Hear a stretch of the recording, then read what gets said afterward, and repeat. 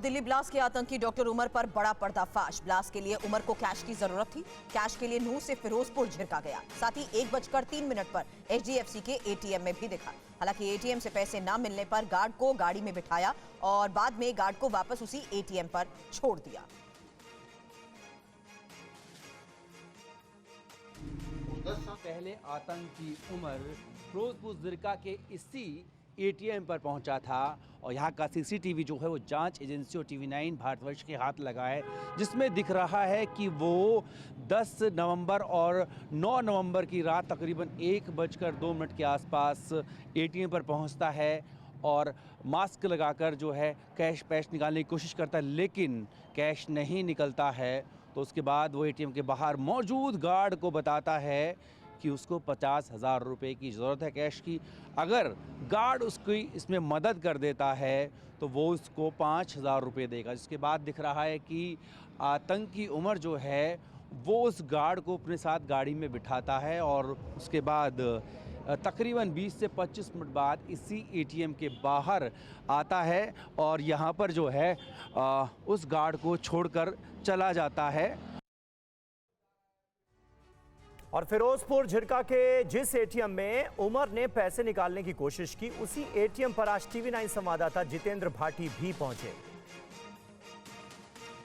और धमाके से 10 दिन पहले नूह में रहा था उमर। नूह की हिदायत कॉलोनी में किराए पर लिया था मकान।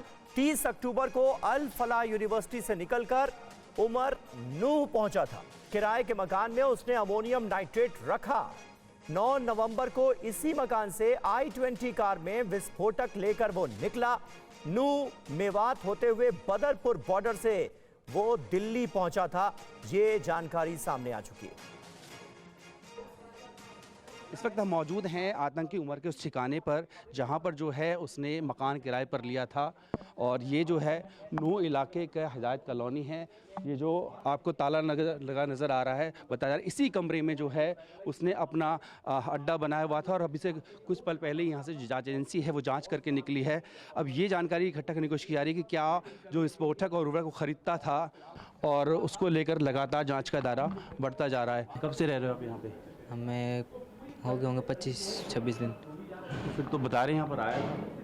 हमको हमने उसको कभी भी नहीं देखा यहाँ पर। लेकिन यहाँ अभी 2-3 दिन में पुलिस वाले तो बता रहे हैं, तो देखा होगा। वैसे नहीं देखा ना उसको हमने फेस से। नहीं, कुछ तो पता लगा किसका मकान है क्या है? हमें नहीं पता है इस बारे में, किसका है किसका नहीं है, नहीं पता। तो देखिए पड़ोसी हैं, इनका कहना है कि देखा नहीं था क्योंकि वो इतने छिपे हुए तरीके से आता था जाता था।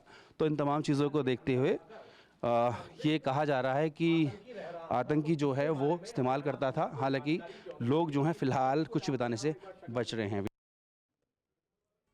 और नूह से ही फिरोजपुर झिरका पहुंचा था उमर, जहां दिल्ली वडोदरा मुंबई के रास्ते वो पहुंचा और रात 12:58 का वक्त जब टोल पर कैद हुई उमर की कार। हालांकि कैश की तलाश में फिरोजपुर झिरका उमर गया था।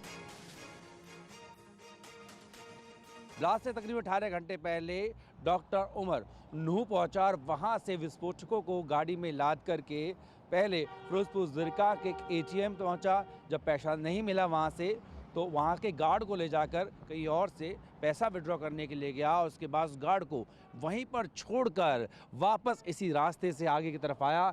आगे संजीत दिखाइए, यही वो टोल है जहां पर आतंकी उमर जो है वो 9 और 10 नवंबर की जो रात है 1:33 के आसपास तो इसी टोल प्लाज़ा को क्रॉस करता हुआ नज़र आ रहा है। और आगे आपको बता दें कि रास्ता जो है राजस्थान की तरफ जाता है, लेकिन साथ ही साथ जो है दिल्ली मुंबई एक्सप्रेसवे जो है उस पर भी ये रास्ता यहाँ से आगे की तरफ पहुँचता है। तो फुटेज बताया जा रही है यहीं की और एजेंसी भी एक एक फुटेज को चेक कर रही है।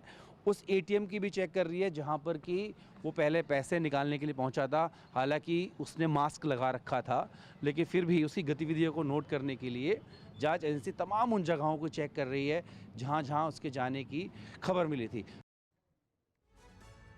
और अल फलाह यूनिवर्सिटी में दिखी उमर की I-20 कार। 29 अक्टूबर की शाम यूनिवर्सिटी में कार की एंट्री होती है। 30 अक्टूबर की दोपहर ये कार वहां से निकलती है।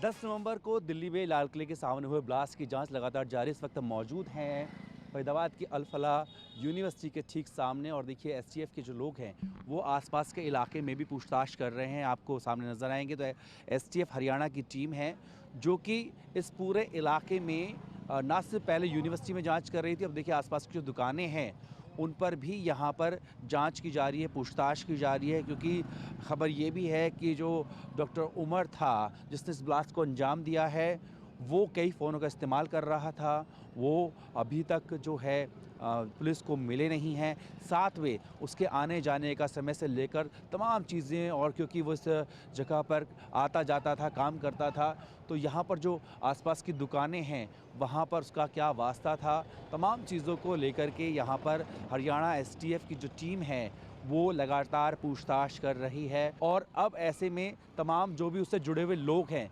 उनसे लगातार हरियाणा एसटीएफ पूछताछ कर रही है ताकि इस बात का खुलासा हो सके क्या उसके साथ कोई और भी शामिल था। वीडियो सहयोगी संजीत के साथ जितेंद्र भाटी, टीवी 9 भारतवर्ष, हरियाणा। और दिल्ली धमाके मामले की जांच में ही टेरर मॉड्यूल को फंडिंग का मामला जिस तरीके से सामने आया है, खबर है कि कुछ हवाला डीलर्स को भी हिरासत में लिया गया है और पुलिस ये जानने की कोशिश कर रही है कि उमर को फंडिंग किसने की।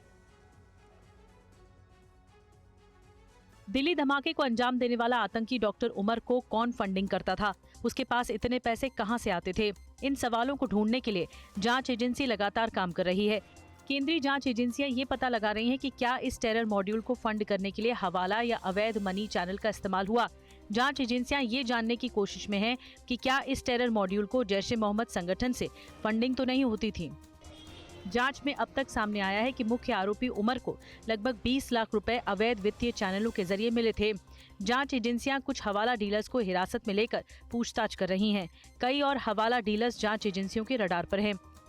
आरोपी डॉक्टरों ने नूह में बाजार से बड़ी मात्रा में फर्टिलाइजर कैश में खरीदे थे। इसके साथ ही ये पता चला कि लाल किले के पास ब्लास्ट हुए i20 कार को कैश में भी खरीदा गया था। ये कार फरीदाबाद के एक कार डीलर से खरीदी गई थी। पुलिस ये पता लगा रही है कि आतंकी उमर ने कहां-कहां कैश का उपयोग किया था, कौन उसे फंडिंग करता था, इस टेरर मॉड्यूल को बढ़ावा देने में किसका हाथ था।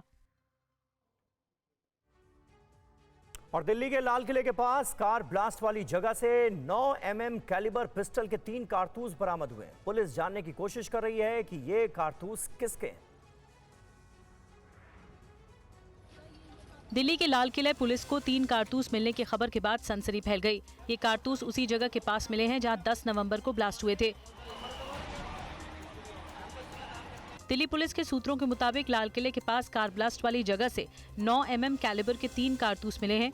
इनमें से 2 जिंदा कारतूस हैं और एक खाली खोखा पुलिस को मिला है। सूत्रों के मुताबिक सबसे बड़ी बात यह कि मौके से पुलिस को कोई पिस्टल या उसका कोई पार्ट नहीं मिला है, यानी सिर्फ कारतूस ही मिले हैं। पुलिस ने वहां मौजूद अपने स्टाफ के कारतूस चेक करवाए, लेकिन उनके कोई कारतूस मिसिंग नहीं पाए गए। बताया जा रहा है कि ये 9 mm की पिस्टल आम लोग उपयोग नहीं करते।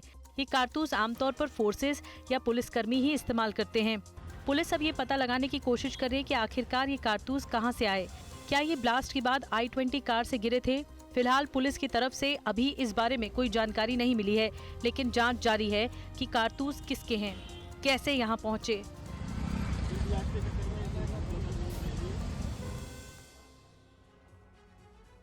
और लाल किले के पास से जहां कारतूस मिले हैं वहां से टीवी 9 संवाददाता पुनीत शर्मा की ये रिपोर्ट देखिए। एजेंसीज लगातार इस ब्लास्ट की तमाम जो परतें हैं उसको खोलने में जुटी हुई है, लेकिन सबसे चौंकाने वाली बात यह है कि लाल किले के ठीक सामने हुए ब्लास्ट के फौरन बाद यहां पर जांच कर रही पुलिस और एजेंसीज को 9 mm के 3 कारतूस मिले थे, जिनमें 2 जिंदा थे जबकि एक इस्तेमाल किया हुआ उसका खोखा था। ये वो जगह है जहां से लाल किले के सामने जब ब्लास्ट हुआ तो यहीं से ठीक ये तीनों कारतूस मिले थे। अब सवाल खड़ा होता है कि आखिर ये कारतूस यहां पर कहां से आए और किसके थे। दरअसल 9 mm के जो कारतूस है वो काफ़ी ज़्यादा सोफिस्टिकेटेड होते हैं, इसको आम इंसान इस्तेमाल नहीं करता है, ये किसी को लाइसेंस इसका नहीं मिलता, बल्कि इन गोलियों का इस्तेमाल सिर्फ पुलिस या फिर फोर्स करती है। साफ हो चुका है जांच में अभी तक कि ये पुलिस का कारतूस नहीं था 9 mm, तो आखिर ये जो 9 mm के कारतूस थे वो यहाँ पर कैसे पहुँचे। एजेंसीज को शक है कि ये कारतूस 9 mm के उमर के हो सकते हैं और ब्लास्ट के बाद कोई साजिश रही होगी। गाड़ी के अंदर ये कारतूस थे जो कि उस वक्त यहाँ पर मौजूद थे।